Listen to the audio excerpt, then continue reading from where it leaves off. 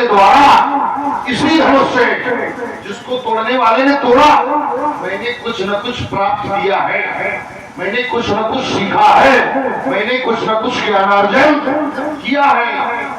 और सूत्र तुम पढ़ रहे हो, श्रद्धावानम लभते ज्ञानम।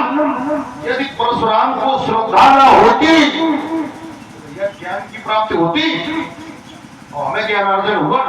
हमने धनुर्वेद का ज्ञान किया, सीखा है, तो हमारी श्रद्धा पर चोट क्यों कर रहे हो? यदि श्रद्धा हमारे जीवन में ना होती, परशुराम को श्रद्धा ना होती, तो फिर परशुराम को ज्ञान की प्राप्ति हो सकती थी। सिद्धांत तो तुम्हारा नहीं, इसके आगे वाला जरा पढ़ो। इसके आगे श्रद्धावानम लभते ज्ञानम, इसके आगे वाला पढ़ो। आगे क्यों पढ़ो? उत्तर आ जाएगा, ये उत्तर यही आएगा अगर इसके आगे वाला। श्रद्धावान व्यक्ति को ही ज्ञान की प्राप्ति होती है। अरे पंडित जी, जाओ काम करो, काम तो हम ये तो सुनो, आगे जैसे तुमने कहा कि इसके आगे का पढ़ो, सो तुम भाई भजी रघुवीर आगे क्यों पढ़? हम वही पढ़ेंगे जो हमें पढ़ना। हाँ, जबरदस्ती पढ़ोगे।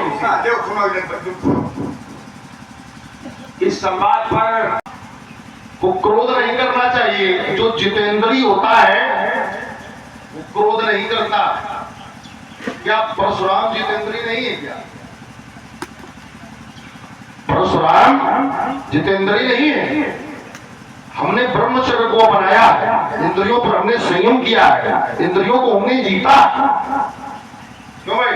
हमें बाल ब्रह्मचारी अति को ही, क्रोध की पराकाष्ठा, अति पराकाष्ठा हमारे जीवन में है।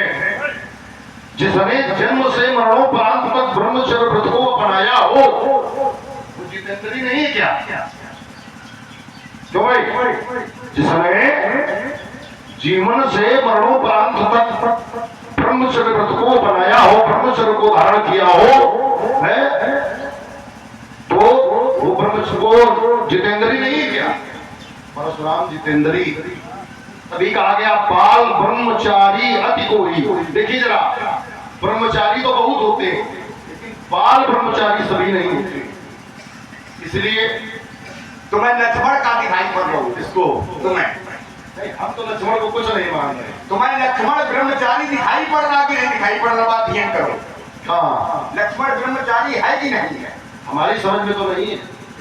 अब आइए, अपनी बहुत अच्छी बात आ गई।